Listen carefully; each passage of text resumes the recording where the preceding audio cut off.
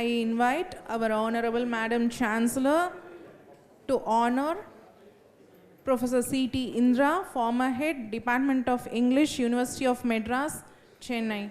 Please, ma'am.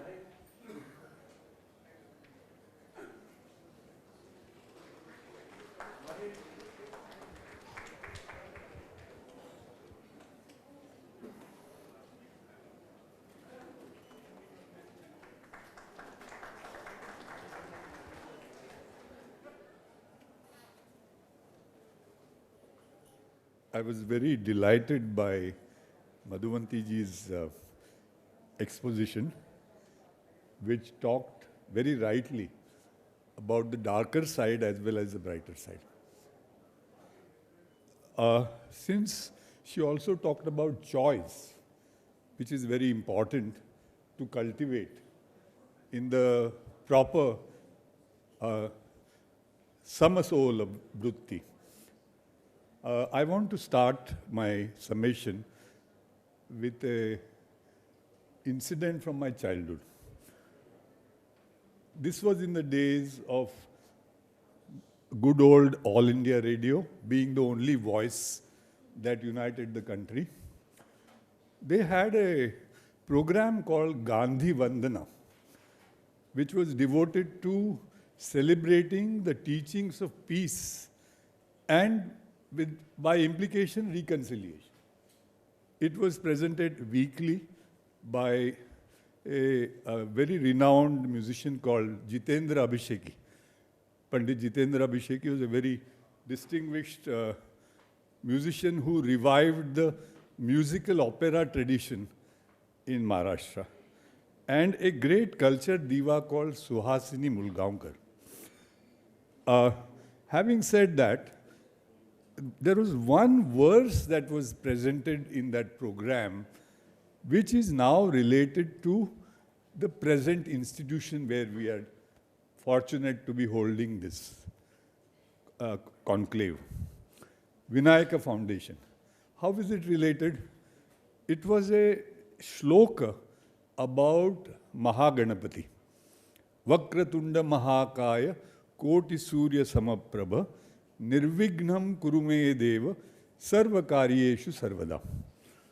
Now, as an inquiring mind, I wanted to know who the composer of this was. Believe me, despite having done so much effort, I was not able to get an answer until Google came along. Then Google Daddy or Google Grandpa or whatever it is, I found out that it was created by the great sage Jaimini, the founder and exponent of Sankhya school of philosophy, one of the Shad Darshanas of our tradition. And it was from a composition called Shiva Veda Padastava Stotram. And there is a further coincidence to it. And to that coincidence, I am going to invoke the name of Sonalji. She's absolutely surprised. What is this wild guy going to say now? Jaimini reminded me of the father of Narayani Ganesh. Jaimini Ganesh. And look at the closing of the loop. She was involved with the speaking tree, which I spoke about as a bridge. And if I may summarize this great conclave, it is about building bridges. It is building bridges with open minds and hearts. And there are many ways and techniques to learn, to master. And we will not go into details on that. But there is also something that one of the K.S. Radhakrishnan, for example, spoke about illegitimate desire. Now, this is the other point that I want to stress, that in our epiphany to go after being sanctimonious, being holy, etc., we must not downgrade legitimate desire, because it is one of the 4 purusharthas of the Indian tradition. dharme cha, arthe cha, kame cha, mokshe cha. So if you have not fulfilled kama, how are you going to get into moksha? For that purpose, there is a beautiful verse from the Mahabharata, which many speakers spoke very movingly about. Many years ago, I was at the New York University for a international conclave, and we had to talk about civilizational treasures. So there I chose this verse, which is from the Yaksha Prastha from the Mahabharata, where Yamadharma questions Yudhishthira, and he asks, what is the greatest wonder in the world? Now imagine, I put this question to the audience, and Koreans, Chinese, all my colleagues from Taiwan and everywhere, they gave their own take or spin according to the civilizational nimbus that they came from. Finally, after that spot poll analysis was done, which Madhuji talked about so well, and it is not misleading because it was done spontaneously here and now.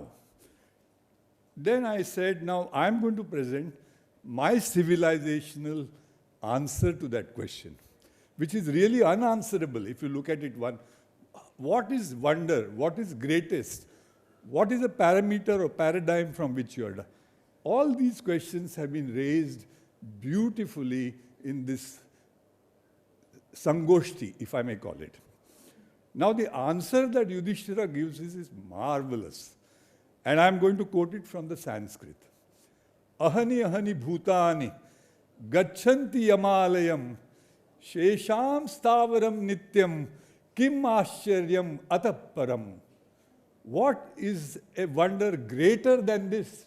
That every day we see people dying, yet those who that remain, shesham stavaram, they believe that they shall never go. Now, you can demonize this by saying that, अरे पागल लोग हैं, मृत्यु के सामने जीने को पकड़ रहे हैं.